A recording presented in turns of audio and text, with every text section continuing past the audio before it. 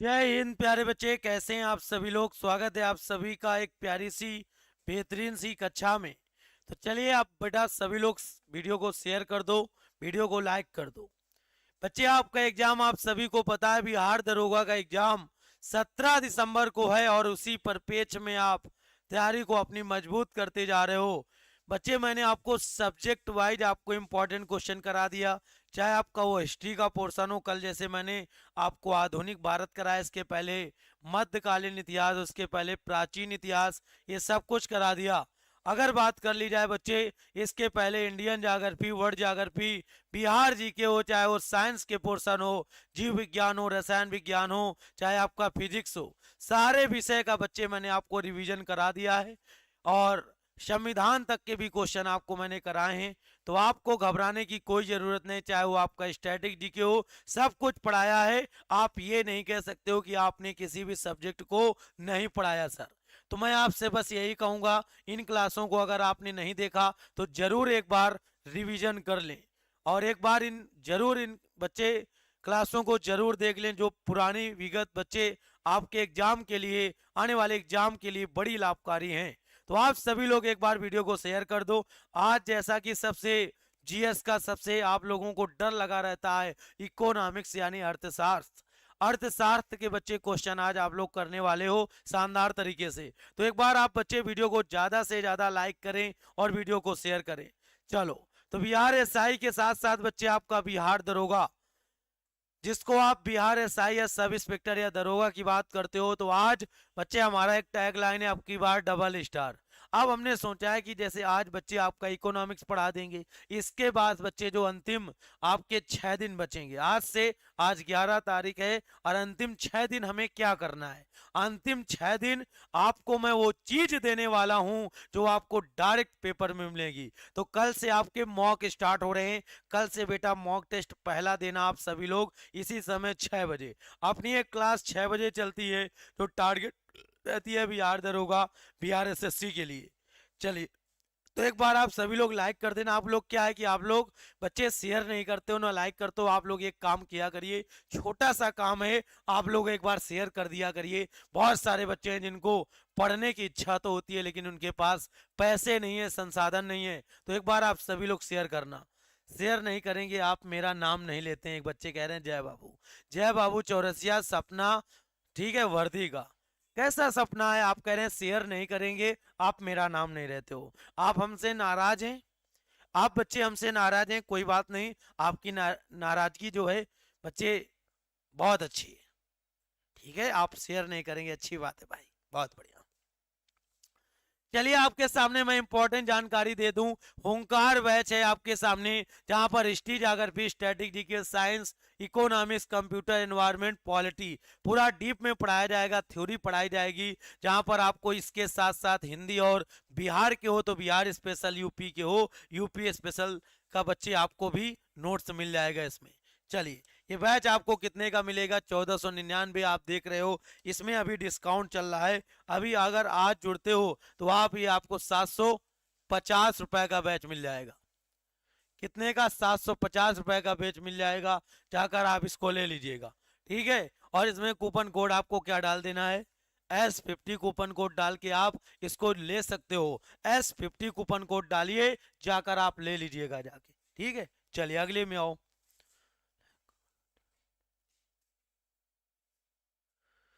सुबोध महतो करें लाइक करो। बच्चों सब जो लाइक नहीं किया वो एक बाप का नहीं है, नहीं, ये बात गलत है भाई। आप जबरदस्ती किसी से क्यों लाइक करा रहे हैं? चलो, रिकॉर्ड गुड्डू सर, आप कल रिकॉर्ड वीडियो क्लास रही थी नहीं तो बेटा, रायल गुड्डू, चलो चलो भाई आओ। अगला बैच है महावीर बैच, जहां पर आपको कंप्लीट आपको बेटा मिलेगा। कंप्लीट एसएससी जीडी का बैच है, और यहां पर आपको कुछ नहीं करना, सचान 20 कूपन कोड डाल देना है भैया जी। सचान 20 कूपन कोड डाल के आप इसको ज्वाइन कर सकते हो। 599 का बैच है, और जाकर बेटा इसमें ऑफर मिल जाएगा, और जाकर जुड़ जाना। चलिए बच्चे, फिनिक्स एकेडमी उन्नाव एप्लीकेशन पर आप जाइए, और फिनिक्स एकेडमी उन्नाव एप्लीकेशन में इस बैच को आपको डाउनलोड कर लेना है। कोई दिक्कत आ रही है तो इस नंबर पर आपको कॉल कर लेना है। चलिए, क्या, चलो, तो जल्दी से एक बार सभी लोग वीडियो को शेयर कर देना। हर हर महादेव, हर हर महादेव।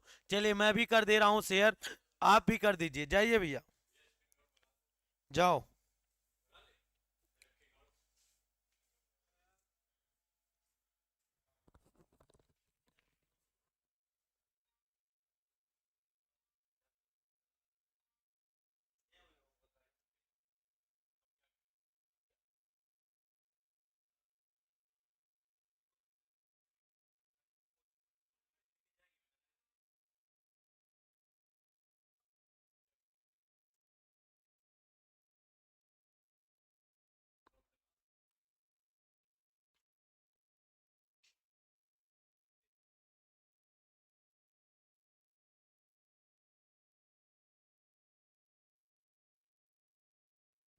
चलो मैंने कर दिया भैया शेयर। हर हर महादेव। जो जो लाइक किया सबका एग्जाम अच्छा जाएगा, बिल्कुल।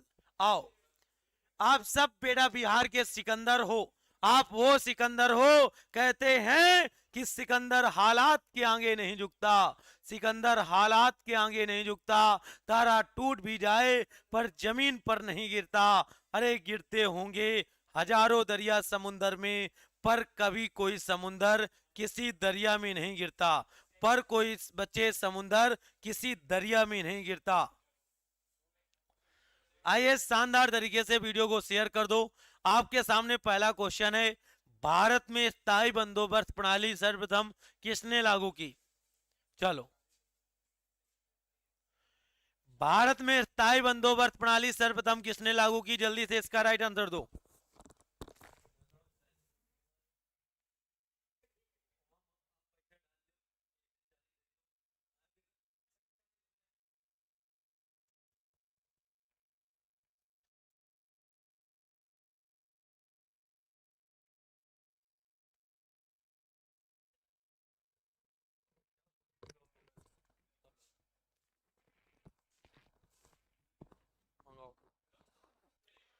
जल्दी से इसका राइट आंसर दो।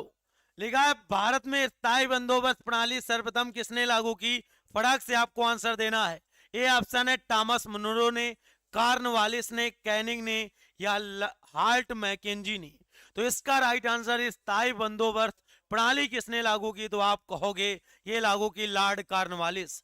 लॉर्ड कार्नवालिस बेटा पेपर में आता है कि भारत में सिविल सेवा के, भारत में जो बेटा आईएएस की परीक्षा होती है, तो बाद में सिविल सेवा, तो लिख लो बाद में सिविल सेवा के जनक के रूप में जाने जाते हैं।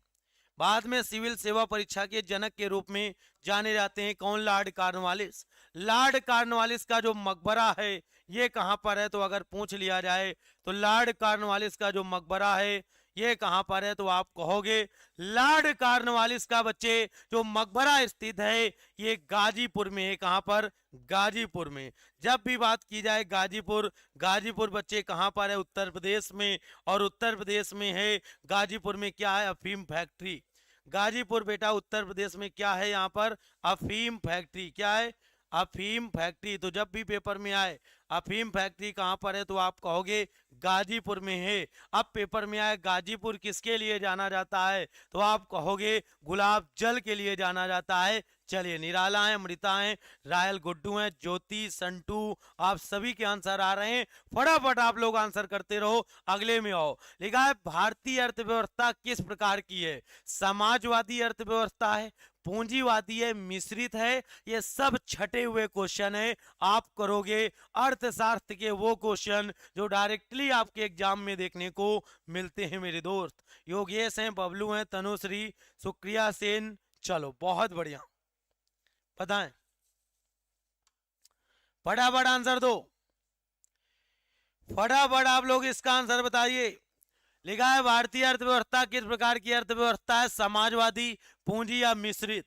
तो आप कहोगे एक ऐसी है मिश्रित है। सुभी रावत फ्रॉम सपना पीडी नगर।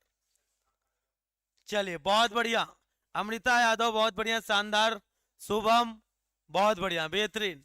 लिखा है विश्व व्यापार संगठन का मुख्यालय है, जल्दी बताओ विश्व व्यापार संगठन का मुख्यालय कहां पर है? इसका राइट आंसर बताना है। विश्व व्यापार संगठन आपने पढ़ा होगा, वर्ल्ड ट्रेड ऑर्गेनाइजेशन जिसको आप कहते हैं WTO।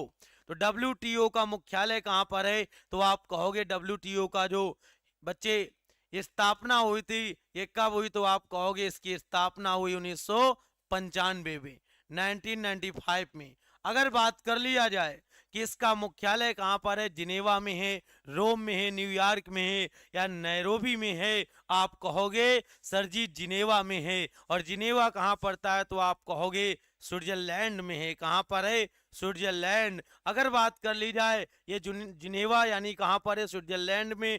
स्विट्जरलैंड की कैपिटल का क्या नाम है? तो आप कहोगे स्विट्जरलैंड की कैपिटल का नाम है बर्न।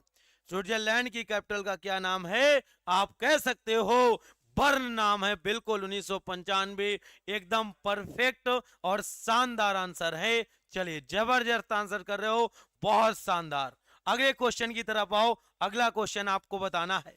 लिखा है भारत में सर्वाधिक एफडीआई करने वाला देश सिंगापुर है, मॉरिशस है, जापान या यूएसए? एफडीआई करने वाला बेटा देश पूछा गया है, तो भारत में सबसे ज्यादा एफडीआई फॉरेन डेवलपमेंट बच्चे इन्वेस्टमेंट करने वाला देश पूछा जाए तो वो कौन है? भारत में सर्वाधिक एफडीआई करने वाला जो देश है आप कहोगे मॉरिशस। मॉरिशस की बात आए तो मॉरिशस की कैपिटल बताओ। तो मॉरिशस की कैपिटल है बेटा पोर्ट लुइस। क्या नाम है? Port Louis. आपको याद कर लेना है मॉरिशस की कैपिटल का क्या नाम है?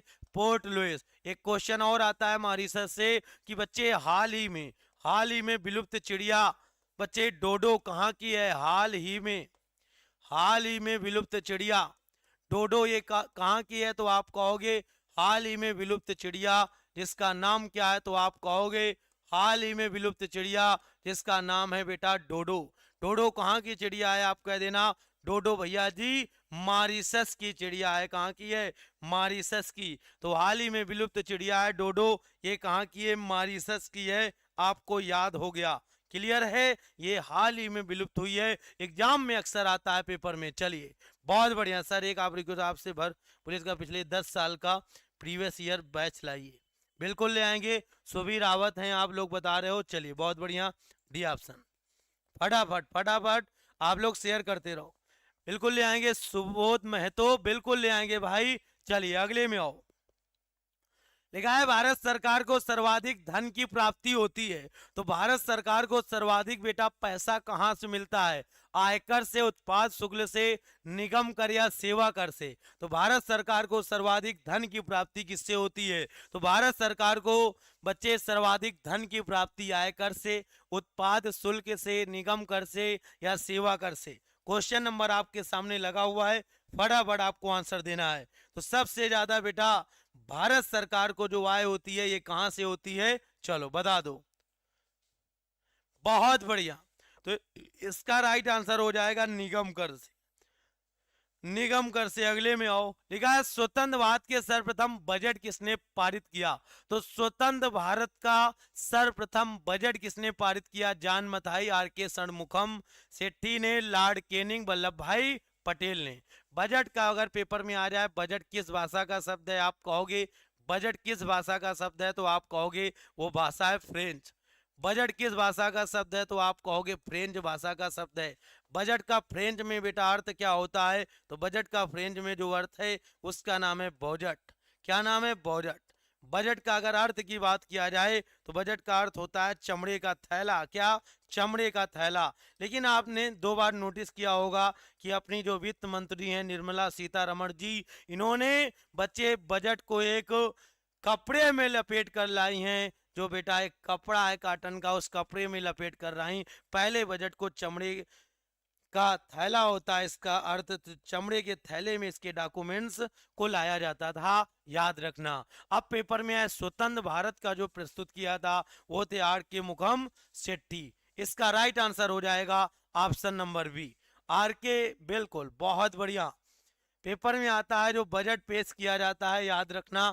अब मुझे जल्दी बताओ बजट कौन पेश करता है? तो आप कहोगे बजट को पेश करता है वित्त मंत्री, फाइनेंस मिनिस्ट्री जिसके अधीन होती है, तो वित्त मंत्री। और वर्तमान में वित्त मंत्री बेटा कौन है? वित्त मंत्री कौन है वर्तमान में? आप आंसर दें। इस समय अपने यहाँ बच्चे वित्त मंत्री या फाइनेंस मिनिस्ट्री कौन संभाल रहा है? तो वर्तमान में बेटा एग्जाम पास करना है तो लाइक करो, बिल्कुल लाइक और शेयर ज्यादा से ज्यादा करते रहें, जिससे हम भी मोटिवेट बने रहें और आप भी अच्छे से पढ़ते रहो भैया। तो आप कहोगे वित्त मंत्री पेश करता है इस समय अपनी है निर्मला सीतारमण जी। कौन है? निर्मला सीतारमण जी इस समय बजट को बच्चे क्या देख रही हैं, प्रस्तुत कर रही हैं। ठीक है, चलो इसका राइट आंसर आपको मालूम हो गया, निर्मला सीतारमण। क्लियर है? एक क्वेश्चन आता है कि पहली बार रेल बजट और आम बजट को एक साथ किस समिति के तहत किया गया? तो पहली बार रेल बजट और आम बजट को एक वर्त समिति के द्वारा बच्चे क्या किया गया, एक साथ कर दिया गया। आइए अगले पर लिखा है संविधान के किस अनुच्छेद में वित्त मंत्रालय की बात की गई है? Article 112, article 280, 238, 205। तो वित्त मंत्रालय या वित्त मंत्री के रूप में बच्चे बात की गई है किस आर्टिकल में? जल्दी से इसका राइट आंसर बताओ, देखते हैं किसको किसको इस वाले क्वेश्चन का आंसर आ रहा है। आर्टिकल 112, आर्टिकल 280, 238, 205, जल्दी से बताओ। सर ओल्ड से ओल्ड क्वेश्चन लाइए हम लोगों के लिए प्लीज सर। देखो एक रहमत आलम कह रहे हैं ओल्ड से ओल्ड लाओ, पुराना लाओ तो तुम कहते हो नया लाओ, और नया लाओ तो पुराना लाओ। हम कहाँ जाएं बच्चे, हम अपने प्राण गंवा दें? बोलो। पुराना ले आओ तो तुम कहते हो नया लाओ, नया लाओ तो कहिए पुराना लाओ। हम क्या करें बच्चे, तुम्हारे मन का नहीं कर सकते, तुम्हारे मन का नहीं किया जा सकता ना। तुम कहोगे ये करो वो करो, तो भाई कठपुतली नहीं है जो तुम्हारे इशारों में नाचे। बताइए इसका राइट आंसर। तो वित्त मंत्रालय की बात जो की गई है, आर्टिकल बेटा 280 पर बात की गई है, इसका बी ऑप्शन हो जाएगा। चलिए अगला है, भारत में पंचवर्षीय योजना को लागू करने का कार्य किसका है? तो भैया जो 5 ईयर प्लान है, जो पंचवर्षीय योजना है, इसको कौन लागू करता है? आपको आंसर देना है। तो भारत में पंचवर्षीय योजना के बारे में बात किया गया है, तो भैया आप पंचवर्षीय योजना जो 5 ईयर प्लान था इसको कौन लागू करता था? तो आप कहोगे पंचवर्षीय योजना है, इसको लागू करता था बेटा योजना आयोग। योजना आयोग, लेकिन बच्चे माननीय नरेंद्र मोदी जी की सरकार आती है और योजना आयोग की जगह वो क्या ले आते हैं? नीति आयोग। तो मुझे जल्दी से बता दो, नीति आयोग जो है, नीति आयोग का गठन कब किया गया? तो भैया ये जो नीति आयोग बना, तो नीति आयोग का गठन कब हुआ? आप आंसर दो। तो नीति आयोग का जो गठन हुआ ये कब हुआ? तो आप कहोगे कब हुआ, जल्दी बताओ इसका राइट आंसर कमेंट बॉक्स में। नीति आयोग का गठन कब हुआ, इसका राइट आंसर आपको देना है। आप कहोगे सर 2015 में हुआ था। कब? 1 जनवरी 2015 को हुआ क्या? जल्दी बताओ। तो 1 जनवरी 2015 इसका आंसर आ गया। अब पेपर में आता है कि नीति आयोग के जो अध्यक्ष हैं, ठीक है, नीति आयोग के जो अध्यक्ष हैं, पहले वर्तमान में जो अध्यक्ष हुआ करते थे, ऐसे नीति आयोग के अध्यक्ष कौन है? पीएम है, प्रधानमंत्री हैं। नीति आयोग के जो उपाध्यक्ष हैं भैया वो कौन है? तो नीति आयोग के जो उपाध्यक्ष हैं वो कौन है भैया? तो उपाध्यक्ष इस समय बेटा जो हैं वो कौन है? आप आंसर दो। तो नीति आयोग के जो उपाध्यक्ष हैं उनका नाम है सुमन बेरी। कौन है भैया? वर्तमान में जो उपाध्यक्ष बने हैं वो हैं सुमन बेरी। और नीति आयोग बेटा एक प्रकार का थिंक टैंक है, इसके इसलिए एक पोस्ट होती है सीईओ। तो जब भी पेपर में आए नीति आयोग के सीईओ कौन है? चीफ एग्जीक्यूटिव ऑफिसर, मुख्य कार्यकारिणी अधिकारी कौन है? तो नीति आयोग के जो सीईओ हैं वो हैं बेटा एस वी सुब्रमण्यम जी हैं। कौन है? एस वी सुब्रमण्यम साहब हैं, आप याद रखना, एस वी सुब्रमण्यम हैं। क्लियर है? आपको मालूम हो गया। लेकिन पेपर में आएगा कि नीति आयोग के पहले उपाध्यक्ष का नाम बताओ। पहले उपाध्यक्ष कौन थे? तो भैया सबसे पहली जब 2015 में बना तो पहले उपाध्यक्ष कौन थे? जल्दी बताओ। और भैया उस समय सीईओ कौन थे? तो आप आंसर दोनों दो। तो भैया उस समय याद रखना उपाध्यक्ष कौन थे? तो आप कहोगे उस समय जो उपाध्यक्ष हुआ करते थे उनका नाम था अरविंद पनगड़िया। कौन है? वो होते थे बेटा अरविंद पनगड़िया उस समय। और जो सीईओ थे वो थे बेटा कौन? बच्चे आप कहोगे उस समय जो सीईओ थे आप कहोगे उनका नाम था एमएस खुल्लर। एमएस खुल्लर साहब थे, याद रखना। चलिए एकदम परफेक्ट और शानदार तरीके से आपको याद कर लेना है।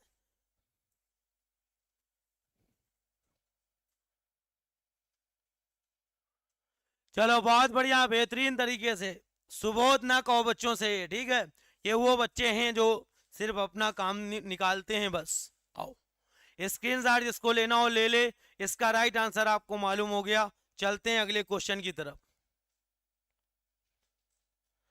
लिखा है रिजर्व बैंक ऑफ इंडिया में उप गवर्नर की संख्या कितनी है। तो आरबीआई में गवर्नर की बच्चे उप गवर्नर की संख्या पूछी गई है। तो जो उप गवर्नर है उसकी संख्या पूछा गया है, जिसको आप डिप्टी गवर्नर कहते हो। तो जो डिप्टी गवर्नर है वो कितने होते हैं, 4। बात कर ली जाए बेटा आरबीआई की, तो आप यहाँ पर हेडिंग डाल लीजिएगा आरबीआई। आरबीआई आप बच्चे हेडिंग डाल लो फटाफट, आप इससे थोड़ा सा समझो। आरबीआई का फुल फॉर्म क्या होता है, आप कहोगे sir reserve bank of India. क्या होगा, रिजर्व बैंक ऑफ इंडिया इसका आंसर हो जाएगा। आरबीआई यानी रिजर्व बैंक ऑफ इंडिया। अब बात कर ली जाए आरबीआई की स्थापना कब हुई, तो आप कहोगे आरबीआई की जो स्थापना हुई 1 अप्रैल 1935 को। आरबीआई की जो स्थापना हुई तो आप बता देना 1 अप्रैल 1935 को आरबीआई की स्थापना होती है, 1 अप्रैल 1935। फिर पेपर में आएगा आरबीआई का जो हेडक्वार्टर या मुख्यालय बनाया गया ये कहां पर है। तो आरबीआई का हेडक्वार्टर जो है बेटा ये है मुंबई के अंदर। कहां पर, मुंबई। बच्चे आरबीआई में अगर बात कर लिया जाए गवर्नर बच्चे होते हैं और 4 डिप्टी गवर्नर। तो आरबीआई के वर्तमान में जो गवर्नर हैं उनका नाम आपको बताना है। आरबीआई के वर्तमान गवर्नर कौन है, आपको आंसर देना है भैया जी। तो आरबीआई के वर्तमान गवर्नर, इसका राइट आंसर बताओ। तो आप कहोगे आरबीआई के वर्तमान गवर्नर जो हैं उनका नाम क्या है, हमने कहा आरबीआई। आरबीआई जिसको बैंकों का बैंक कहते हैं, आरबीआई के पास पावर है और पावर को हिंदी में शक्ति कहा जाता है। तो भैया आरबीआई के गवर्नर कौन है, शक्तिकांत दास हैं। कौन है, शक्तिकांत दास। आपको याद रखना है आरबीआई के गवर्नर है शक्तिकांत दास। आपको मालूम हो गया, बता सकते हो आप। अब पेपर में आ जाए आरबीआई का सर जी राष्ट्रीयकरण कब हुआ। तो अगर राष्ट्रीयकरण की बात की जाए तब क्या आंसर दोगे। तो आरबीआई का जो राष्ट्रीयकरण हुआ था वो हुआ 1 जनवरी। बच्चे कब हुआ, 1 जनवरी 1949 को हुआ। आप आंसर दे सकते हो 1 जनवरी 1949 को आरबीआई का राष्ट्रीयकरण हुआ। इसका राइट आंसर बता देना भैया। सारे क्वेश्चन आपको एक एक चीजें आपको मैं क्लियर करा रहा हूं। चलिए जबरदस्त तरीके से आप लोग एक एक चीजें क्लियर कर रहे हो। एक बार सभी लोग थम्स अप करो, लाइक करो, फटाफट आप इसका आंसर करो, ठीक है। आओ लिखा है नाबार्ड बैंक की स्थापना भारत में कब हुई, इसका राइट आंसर बताना है। तो नाबार्ड है एक प्रकार का एक कृषि ऋण बैंक है। नाबार्ड बैंक की स्थापना 1981, 1982, 1983 या 1984। भैया जी अगर आपको लग रहा है कि यार हमें मेहनत करनी है तो आप मेहनत करो, ठीक है। इसके बाद भैया मिलेगा कुछ नहीं। सर आपके डिस्ट्रिक्ट से पढ़ाते हैं, सुभाष कुमार सुमन, मैं बेटा मुंगेर से हूं। बताओ नाबार्ड बैंक की स्थापना भारत में कब हुई, इसका राइट आंसर बताओ फटाफट आप लोग, इसका राइट आंसर बताओ। 15 नंबर क्वेश्चन का आंसर बताना है। बिल्कुल जबरदस्त जबरदस्त, इसका राइट आंसर हो जाएगा 1982। इसका राइट आंसर हो जाएगा। ये एक बेटा कृषि ऋण बैंक है नाबार्ड। अगले में आओ, अगला है आपके सामने भारत के किस राज्य में ग्रामीण बैंक नहीं है। भारत का ऐसा कौन सा राज्य है जहां पर ग्रामीण बैंक नहीं है। बहुत अच्छा क्वेश्चन है। केरला है, सिक्किम है, मिजोरम है या मणिपुर है, जल्दी बताओ फटाफट लोग आंसर दो। तो भारत के किस राज्य के में ग्रामीण बैंक नहीं है, केरला है, सिक्किम है, मिजोरम है या मणिपुर है। देखते हैं कौन बता पाएगा इसका आंसर, फटाक से आंसर दो। तो सिक्किम बच्चे याद रखना, सिक्किम एकमात्र ऐसा राज्य है जहां पर क्या है बेटा, ग्रामीण बैंक नहीं है। याद रखना मेरे दोस्त। अगर बात कर ली जाए सिक्किम की, अगर बात करें सिक्किम की, तो सिक्किम से कई सारे सवाल आपके सामने एग्जामिनर उठा देगा। क्या आपको मालूम है दोस्तों, सिक्किम बच्चे याद रखना, सिक्किम में भारत की सबसे ऊंची चोटी स्थित है। भारत की मुख्य भूमि की सबसे ऊंची चोटी स्थित है, आपको याद रखना है। भारत की मुख्य भूमि की, भारत की मुख्य भूमि की सबसे ऊंची चोटी बच्चे कहां पर है, आप कह देना। सबसे ऊंची चोटी आपकी कहां पर है, आप कह देना। भारत की मुख्य भूमि की सबसे ऊंची चोटी जो है ये कौन सी है, तो आप कहोगे सिक्किम है। उसका नाम क्या है, तो आप कह देना कंचनजंगा है। क्या, कंचनजंगा अगर ऊंचाई की बात किया जाए 8,598 मीटर ऊंची है, आपको आंसर पता है। क्लियर। पेपर में आ जाए सिक्किम जो है पूर्ण जैविक खेती करने वाला भारत का पहला राज्य है। जैविक का मतलब है जहां पर रासायनिक खादों का प्रयोग ना किया गया हो। तो पूर्ण जैविक खेती करने वाला, पूर्ण जैविक खेती करने वाला भारत का पहला राज्य कौन है? पूर्ण जैविक खेती करने वाला भारत का पहला राज्य कौन है? आप कह देना सिक्किम। भारत का पहला राज्य कौन है भैया जी? पूर्ण जैविक खेती करने वाला भारत का पहला राज्य सिक्किम है बाबू। क्या? सिक्किम। फिर अगला क्वेश्चन आपको याद कर लेना है। पूर्ण जैविक खेती करने वाला भारत का पहला राज्य सिक्किम। दूसरा बेटा राज्य कौन है? सेकेंड स्टेट कौन है भैया? तो दूसरा राज्य है बाबू, क्या बताओगे? तो दूसरा राज्य है अपना बिहार, जहां से हम सब हैं, अपना बिहार। याद रखना, पेपर में आएगा सिक्किम जो है, सिक्किम में पासेज बता दो। दर्रे, दर्रे बेटा, सिक्किम में दर्रे कौन है? तो नाथुला और जेलेपला। ये कहाँ के दर्रे हैं? तो आप कहोगे नाथुला और जेलेपला। ये दोनों के दोनों दर्रे कहाँ के हैं? सिक्किम के हैं मेरे दोस्त, आपको मालूम है। क्लियर है? चलिए, अगर आपको समझ में आ रहा है तो चीजें आप लोग लाइक करते रहें और वीडियो को शेयर करते रहें। अब बताओ, सिक्किम में एक महोत्सव मनाते हैं, लोसांग महोत्सव। लोसांग महोत्सव कहां पर मनाते हैं? तो लोसांग महोत्सव जो है ये सिक्किम के अंदर मनाया जाता है। आप मुझे जल्दी बताओ, लोसांग पर्व जो है ये बेटा कौन सी जनजाति के द्वारा मनाया जाता है? लोसांग पर्व जो है ये कौन सी जनजाति के द्वारा मनाया जाता है? रायल गुड्डू, धनंजय, भावना है, संजू राय, वर्षा सिंधिया है, मोहन कुमार, फूल कुमारी, अनुज। चलिए, देखो बहुत सारे बच्चे हैं, देख रहे हो बच्चे, आपके काफी सारे बच्चे हैं, लेकिन आपने लाइक तो बहुत कम किया। आधे बच्चे हैं जिन्होंने लाइक नहीं किया, उनका बहुत बहुत धन्यवाद कि आप लोग देखने के साथ साथ लाइक नहीं करते हो। कोई बात नहीं, कोई बात नहीं, ठीक है। हम तो ठहरे बनवासी, लेकिन तुम तो भाई, हम तो ठहरे बनवासी, तुम तो नगरवासी। लाइक करो भैया, लाइक करो भाई। चलिए, बहुत शानदार। हाँ, सुधांशु यादव कह रहे हैं जल्दी जल्दी करवाइए। हाँ, जल्दी करवा दे, समझ चाइना है ना, जल्दी कराते हैं, समझ आए या ना आए। चलो, प्यारा सा मोटिवेशन है, कितना प्यारा सा। एक लड़की है, देखो देख रही है पानी की तरफ, कहती है पानी में तस्वीर बना सकते हो तुम, पानी में अपनी पिक्चर बना सकते हो तुम, कलाम को शमशेर बना सकते हो तुम, कायर हैं जो तकदीर पे रोते हैं, जैसी चाहो वैसी तकदीर बना सकते हो तुम, जैसी चाहो वैसी तकदीर बना सकते हो तुम। याद रखना। चलिए, शानदार तरीके से आपको मालूम हो गया। बताएं, लिखा है वह दर जिसमें कोई बैंक रिजर्व बैंक के पास अपना धन जमा कर सकता है। वह दर जिसमें कोई बैंक रिजर्व बैंक के पास अपना धन जमा करती है। बैंक दर या reverse repo rate, repo rate या आधार दर कहते हैं। इसका राइट आंसर बताइए, देखते हैं कौन बता पाएगा इसका आंसर। हाँ, प्रेम सिंह तमांग है यहाँ के सीएम, बहुत बढ़िया। चलिए सुधांशु, बहुत बहुत धन्यवाद। बताओ क्वेश्चन नंबर 18।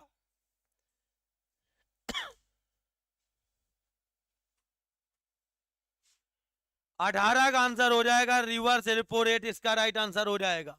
क्या हो जाएगा? Reverse repo rate. क्लियर है? रिवर्स रेपो रेट इसका राइट आंसर हो जाएगा, ऑप्शन हो जाएगा बी। लिखा है निम्न में कौन सा कर प्रत्यक्ष कर नहीं है? कौन सा कर प्रत्यक्ष कर नहीं है? जल्दी बताओ। मनोरंजन कर है, आय कर है, निगम कर है या शेयर कर है? जल्दी बताओ। तो कौन सा कर प्रत्यक्ष कर नहीं है? इसका राइट आंसर दो। तो प्रत्यक्ष कर नहीं है, इसका राइट आंसर बताइए फटाक से। इसका राइट आंसर बताओ। डायरेक्ट टैक्स नहीं है, फटाफट इसका राइट आंसर दीजिएगा। कौन सा प्रत्यक्ष कर नहीं है? इसका राइट आंसर दो। कौन सा कर प्रत्यक्ष कर नहीं है? देखते हैं कौन बता पाएगा। बहुत बढ़िया,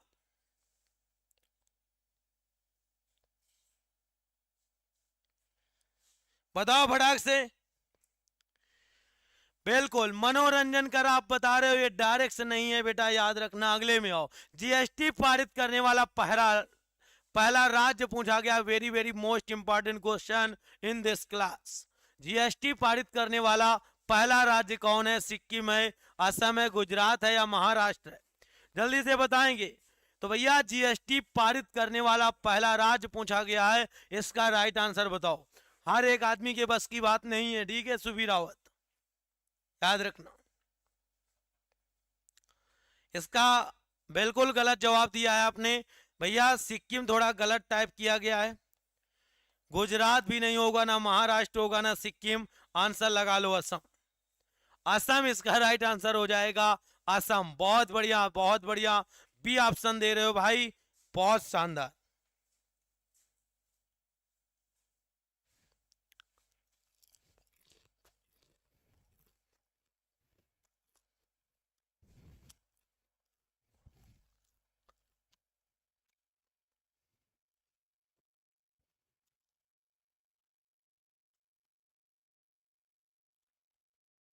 देखा है, नरसिंघम समिति का संबंध किससे? बैंकिंग सुधार, रेलवे सुधार, शिक्षा या पुलिस बल से?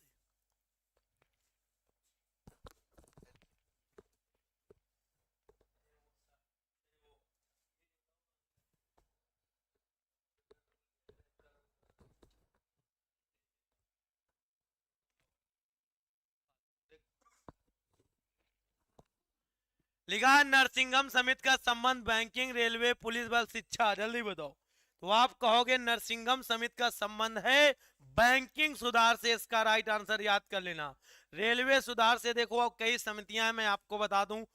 जैसे एक आती है राजा चिलैया समिति,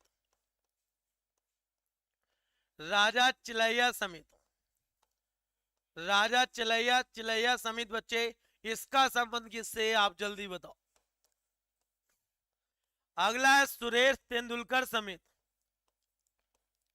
सुरेश तेंदुलकर समिति, इसका संबंध किससे? आप आंसर दो।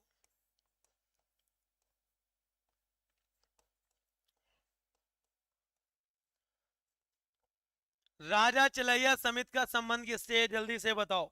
तो आप कहोगे राजा चिलैया समिति का संबंध किससे? बिल्कुल आंसर दे रहे हो, सुरेश तेंदुलकर समिति का है। तो भैया लिख लो, गरीबी रेखा के उन्मूलन से,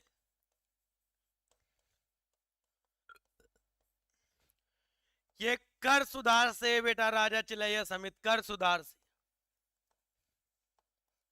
क्लियर है? बता सकते हो? चलो बहुत बढ़िया। अनिल राज कह रहे हैं कि सर आप क्या खा रहे हो? दवा खा रहे हैं, तुम्हारे सामने पानी रखा है और दवा तुमको क्या खाने की पड़ी है? दवाई है, मुंह में छाले हैं, वही दवा खा रहा हूं बस। बाद में सबसे पहले विमुद्रीकरण कब हुआ? विमुद्रीकरण की बात है, जल्दी से आंसर दो। बाद में पहली बार विमुद्रीकरण कब हुआ?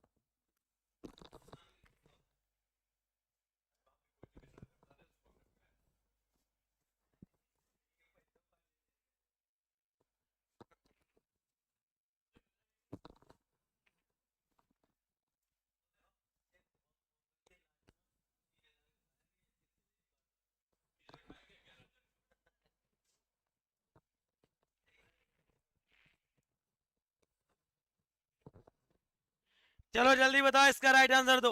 सबसे पहले विमुद्रीकरण कब हुआ? जल्दी से इसका राइट आंसर देना। बिल्कुल 1946 में हुआ, यानी इसका राइट आंसर हो जाएगा 46। अगले में आओ। लिखा है 2000 के नोट पर निम्न में किसका चित्र होता है? तो 2000 के नोट में किसका चित्र है? आपको आंसर देना अंकित। सेकेंड इंदिरा गांधी 1978, पवन कुमार मंडल, बहुत बढ़िया, क्या बात है, बहुत बढ़िया। लिखा है 2000 के नोट अब तो पूरी तरीके से बेटा बंद हो चुके हैं। लिखा हुआ है 2000 के नोट पर निम्न में किसका चित्र है? मंगलयान का, सांची का स्तूप, हम्पी या रानी का किला? इसका राइट आंसर दीजिएगा। 2000 के नोट में किसका चित्र अंकित है? आप आंसर दें।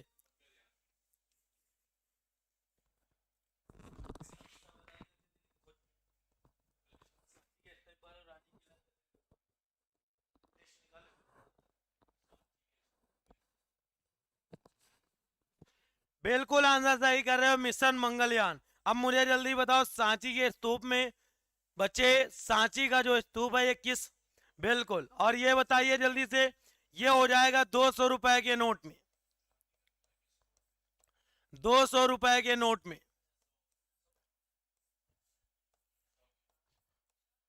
100 रुपए के बेटा याद कर लेना, क्लियर है। और हम्पी, हम्पी या कर्नाटक वाला बता दो जल्दी से, बिल्कुल जल्दी से बता दो फटाक से। जनवरी में होगा, बहुत बढ़िया। ये हो जाएगा 50 रुपए के नोट में।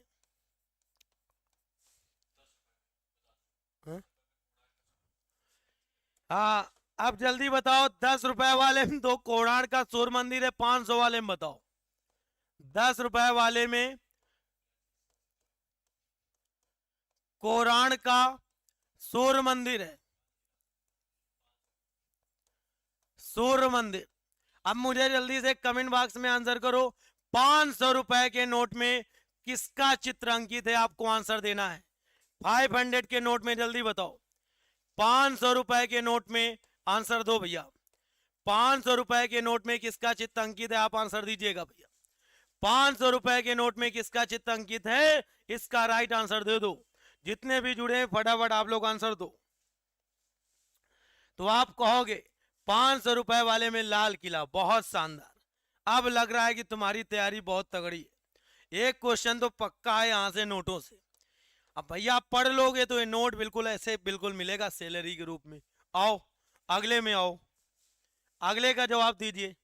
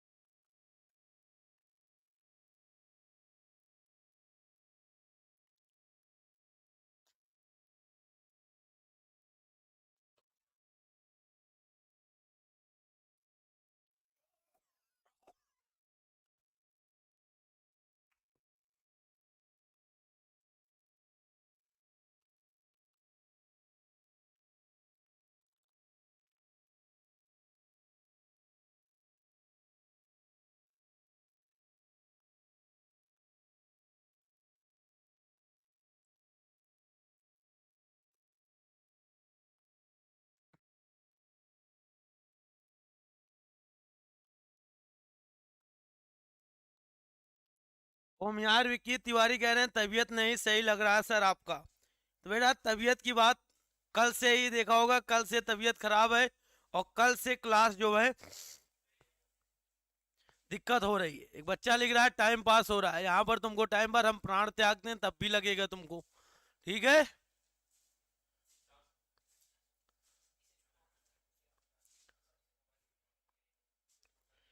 चलो कोई बात नहीं, जैसे आप कह रहे हो भाई कोई बात नहीं, आपसे आप जोड़कर मैं यही कहता हूं कि आपको जो लगे वो करिए, ठीक है। वर्तमान में रिजर्व बैंक के गवर्नर कौन है? तो इसका राइट आंसर हो जाएगा शक्तिकांत दास है। अगले में आओ, लिखा है भारत में सबसे पहले बजट किसके शासनकाल में पेश किया गया? तो भारत में सबसे पहली बार बजट किसके शासनकाल में पेश किया गया बताइए।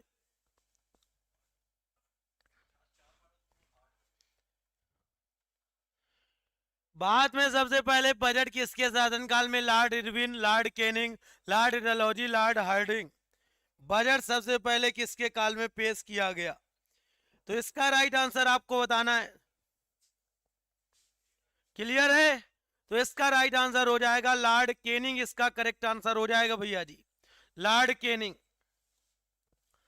किस समिति की सिफारिश पर आम बजट और रेल बजट को एक कर दिया गया? ये क्वेश्चन आपसे कई बार पूछा गया है। किस समिति की सिफारिश पर रेल बजट और आम बजट दोनों को एक साथ कर दिया गया? चलिए दीपक करें सर आप आराम कर लीजिएगा, कोशिश नहीं है कि बेटा आराम करें, क्योंकि आपका एग्जाम लगा हुआ है, आराम नहीं कर सकते।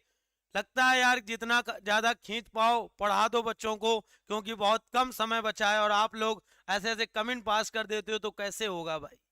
शेयर करो एक बार बच्चे सभी लोग जरा।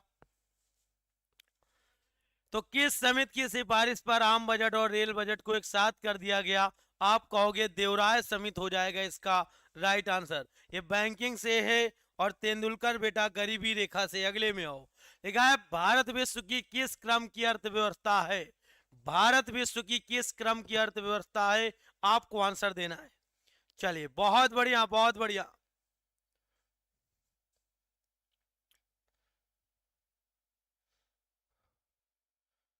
चलो भाई जल्दी जल्दी आंसर करते रहो, एक बार सभी लोग शेयर करो भाई, अपने लिए और हमारे लिए भी, और एक बार अपने माँ बाप के सपनों के लिए। भारत किस क्रम की अर्थव्यवस्था है? तो आप कहोगे भारत विश्व की पूछा गया है, तो आप कहोगे किस नंबर की? पांचवी या छठी? जल्दी से आंसर दो।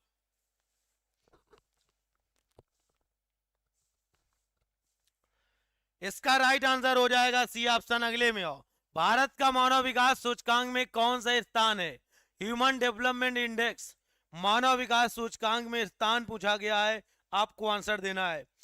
तो ह्यूमन डेवलपमेंट इंडेक्स में बेटा आप कहोगे 136। अगले में आओ, लिखा है रिजर्व बैंक की स्थापना किस वर्ष की गई? आरबीआई की स्थापना आपको पता है 1935 में। अगले में आइए, लिखा है क्षेत्रीय ग्रामीण बैंक की स्थापना कब की गई? क्षेत्रीय ग्रामीण बैंक की स्थापना 1975, 1980, 1981, 1950। तो क्षेत्रीय ग्रामीण बैंक की स्थापना आपसे पूछा गया है, आप आंसर दीजिएगा।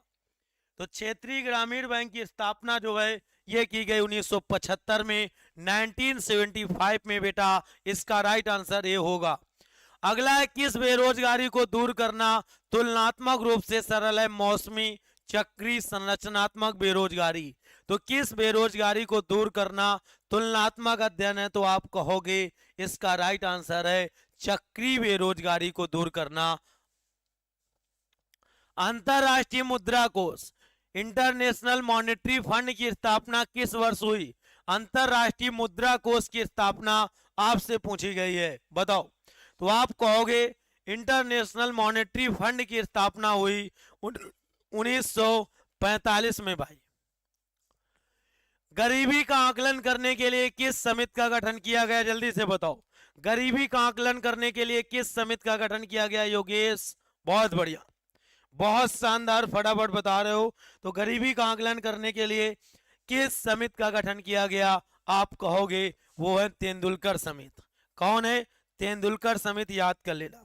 चलो अगला है भारतीय प्रतिभूत एवं विनिमय बोर्ड की स्थापना। तो भारतीय प्रतिभूत एवं विनिमय बोर्ड की स्थापना 1988, 1992, 1980 या 1999 में की गई। तो भारतीय प्रतिभूत एवं विनिमय बोर्ड की स्थापना कब की गई? आप आंसर दो। तो भारतीय प्रतिभूत एवं विनिमय बोर्ड की स्थापना कब की गई? जल्दी से बताओ। ये की गई 1988 में। बहुत शानदार तरीके से आपने आंसर दिया, 1988। अगले में आओ, लिखा है पहली पंचवर्षीय योजना किस मॉडल पर?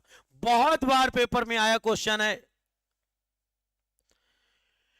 पहली पंचवर्षीय योजना फर्स्ट बच्चे 5 ईयर प्लान किस मॉडल पर आधारित है? जो 51 से 56 तक चली थी और उसका मॉडल पेपर में आया। तो भैया पहली वाली जो पंचवर्षीय योजना है ये हेराल्ड डोमर मॉडल पर आधारित थी। इसका राइट आंसर बताओगे option number A, Herald Domar model पर आधारित थी बच्चे। इसका राइट आंसर आप बता सकते हो। अगले में आओ, अगला है रोलिंग प्लान यानी अनवरत।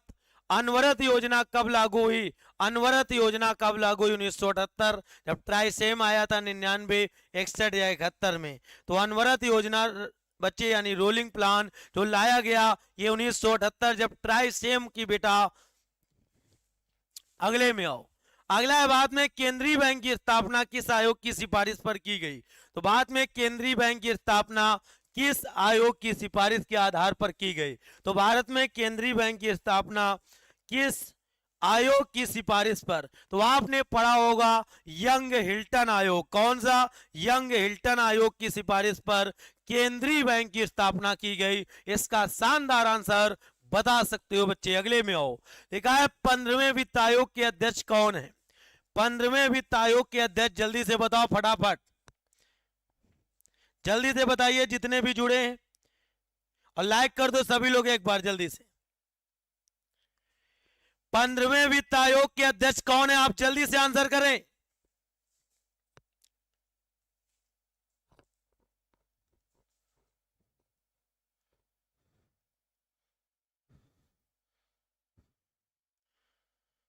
तो याद रखना इसका राइट आंसर अभी भी है बेटा एनके सिंह।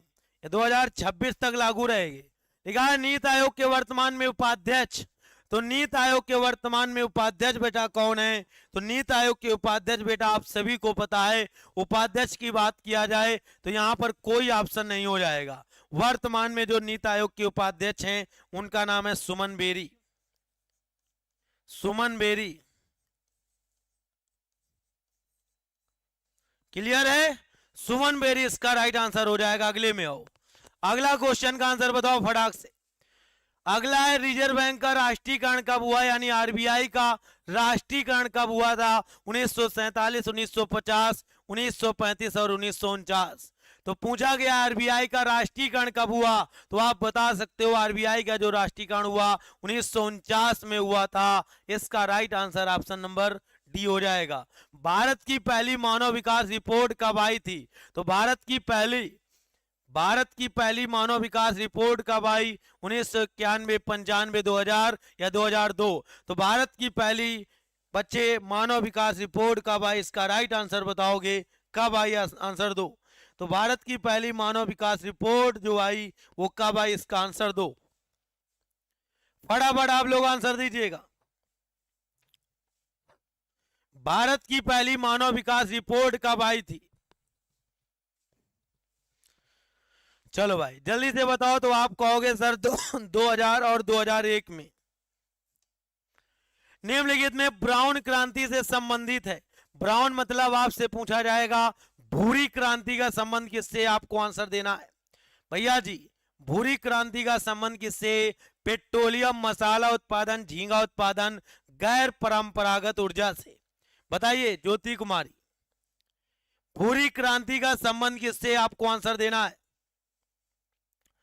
तो भूरी क्रांति का जो संबंध है आप कहोगे ये है बेटा, याद रखना, ब्राउन क्रांति है पेट्रोलियम, मसाला या गैर परंपरागत ऊर्जा से। जल्दी से बताओ भूरी क्रांति का संबंध किसके उत्पादन से है? देखते हैं इसका राइट आंसर आप क्या बताओगे।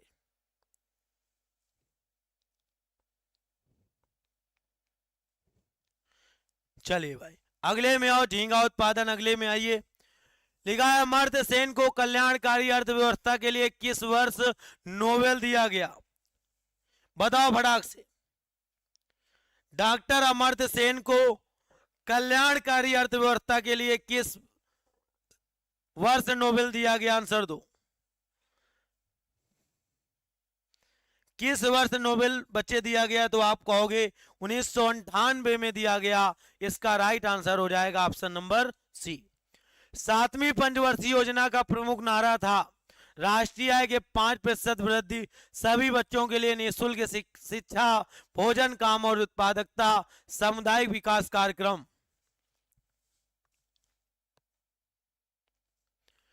सातवीं पंचवर्षीय योजना का प्रमुख नारा था, आंसर दो।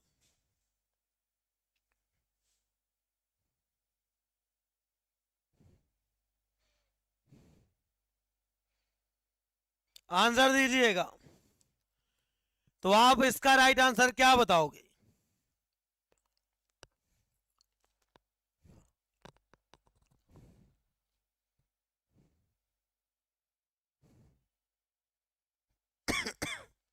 बताइए जल्दी से।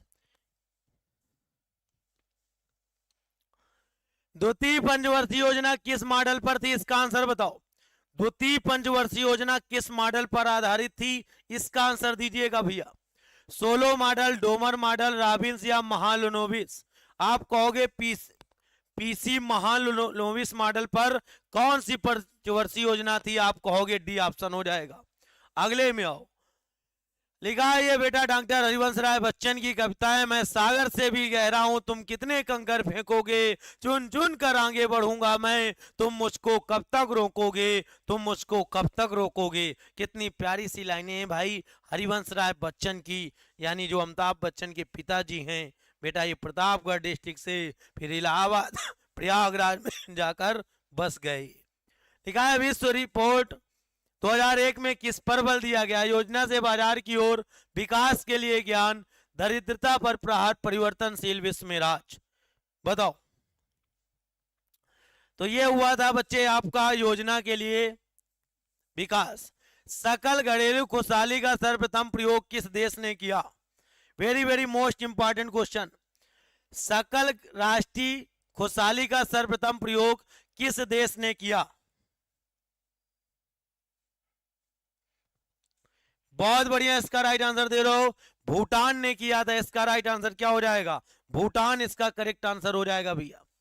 अगला है हिंदू वृत्ति दर के प्रतिपादक कौन है, दादा भाई नौरोजी, अमर्त्य सेन है, हंस राज है, प्रोफेसर राजकृष्णा है। हिंदू वृत्ति दर के प्रतिपादक आपको आंसर देना है भैया। हिंदू वृत्ति दर के प्रतिपादक कौन है,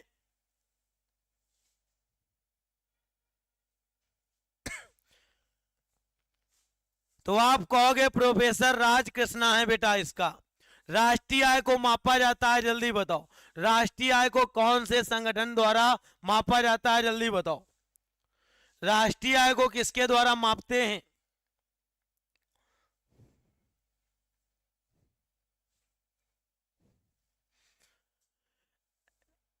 इसका ए और बी दोनों हो जाएगा। अगले में और बाद में वित्तीय वर्ष प्रारंभ होने की तिथि, फाइनेंस ईयर बेटा बच्चे प्रारंभ होने की तिथि पूछा गया है, आप आंसर दो।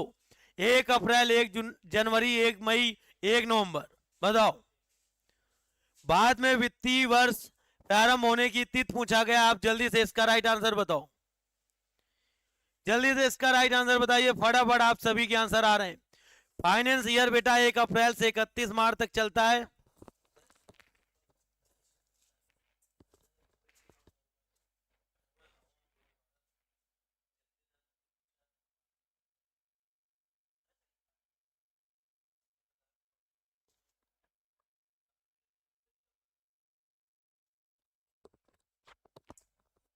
लिखा है निम्नलिखित में कौन सा प्रत्यक्ष कर है, उत्पाद शुल्क, सीमा शुल्क, सेवा या संपत्ति कर।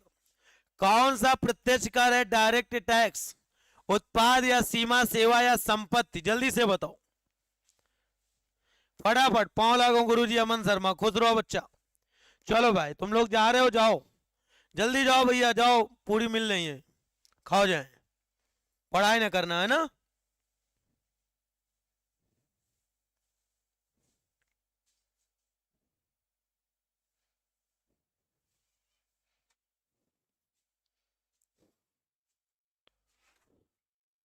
बहुत बढ़िया बहुत बढ़िया, इसका राइट आंसर हो जाएगा सेवा कर। निम्नलिखित में कौन सा भारत सरकार का प्रत्यक्ष कर नहीं है, प्रत्यक्ष कर नहीं है, आयकर, सीमा कर, निगम कर या संपत्ति कर। प्रत्यक्ष कर के उदाहरण कौन कौन से हैं बताओ।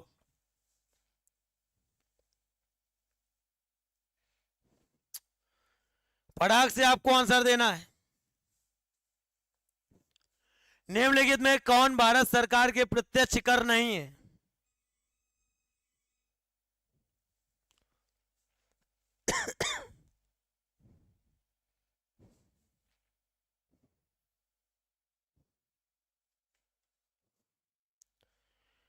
जल्दी से इसका आंसर बताओ।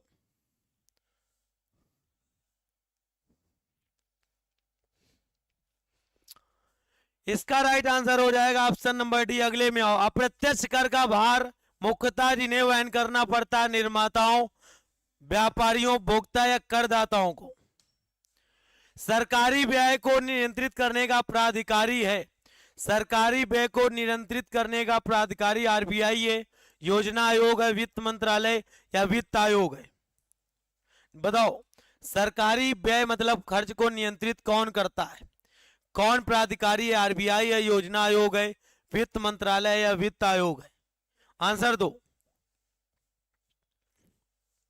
क्लियर है? बताइए इसका आंसर।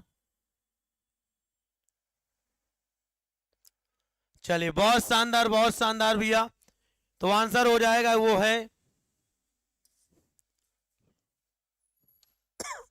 गरीबी रेखा से नीचे जीवन यापन करने वालों के लिए किस समिति के अध्यक्ष? तो गरीबी रेखा बेटा सुरेश तेंदुलकर समिति। अगले में आओ। लिखा है निम्नलिखित में किस राज्य को अत्यधिक कुपोषण के कारण भारत का इथोपिया कहा जाता है? किस राज्य को भारत का इथोपिया कहा जाता है? आंसर दो।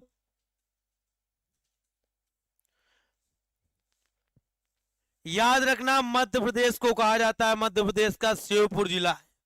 आओ, बाद में किस वर्ष परिवार नियोजन कार्यक्रम आरंभ किया गया?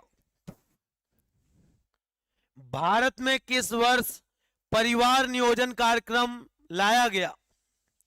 आंसर दीजिए भैया। कविता कुमारी विकास इसका राइट आंसर दोगे। 1952। बहुत बढ़िया। अगले में बढ़े। लिखा है किसने बाद में पहली बार व्यय कर लगाने का सुझाव दिया? व्यय कर लगाने का किसने बाद में पहली बार व्यय कर लगाने का सुझाव दिया? आंसर दो।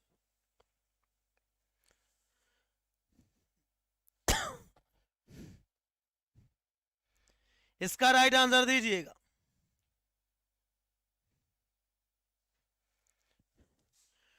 तो ये थे कॉलडोर ने दिया था भैया। अगले में आओ। मौद्रिक नीति का निर्माण भारत में कौन करता है? मौद्रिक नीति बताइए। मौद्रिक नीति का निर्धारण भारत में कौन करता है? आंसर दीजिए। अंबिका प्रसाद। ए ऑप्शन है, आरबीआई बता रहे हैं, बिल्कुल सही है। अगले में आओ।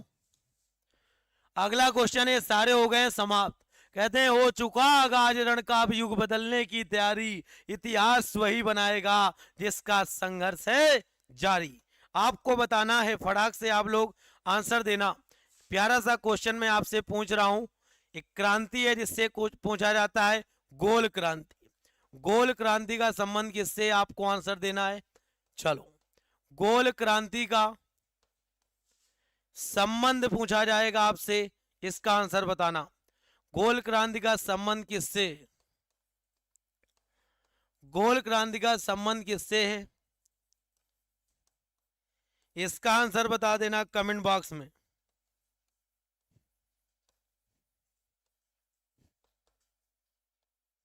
ठीक है, गोल क्रांति का संबंध किससे? कमेंट बॉक्स में आपको आंसर दे देना है भैया। क्लियर है? चलो, बहुत शानदार। अनुज बहुत बढ़िया। गुरुजी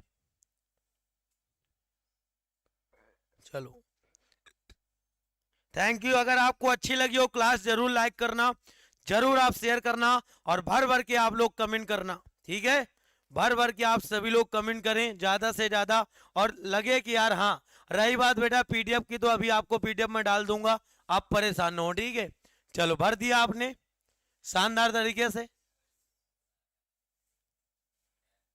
भैया भर दो, समय बहुत है। बिल भैया समय बढ़ जाएगा, पैसे हो जाएंगे। चलो, हुंकार बैच आपको बेटा मैं बता दूं बहुत शानदार तरीके से। ये बैच बच्चे आप लोगों के लिए बहुत प्यारा सा है। और कितने का है? 1499 का बैच है और 750 रुपए का बच्चे मिल जाएगा। आज ही ज्वाइन करिए इसका शानदार तरीके से। चलो, कहां पर मिलेगा? फिनिक्स एकेडमी उन्नाव एप्लीकेशन पर मिल जाएगा। और जाकर बच्चे हाँ, राहुल कह रहे हैं गुरुजी क्लास छोड़ के मन नहीं कर रहा है जाने का। चलिए, बहुत बहुत अच्छा पढ़ाते हैं सर। आलोक कह रहे हैं my best teacher Sachan sir और गरीबों के मसीहा। थैंक यू बच्चे। चला जाए, मिलते हैं कल। और हाँ, कल से मॉक टेस्ट लगाने के लिए तैयार रहो भाई। अनुज बहुत बहुत धन्यवाद आपका भी, बहुत शानदार।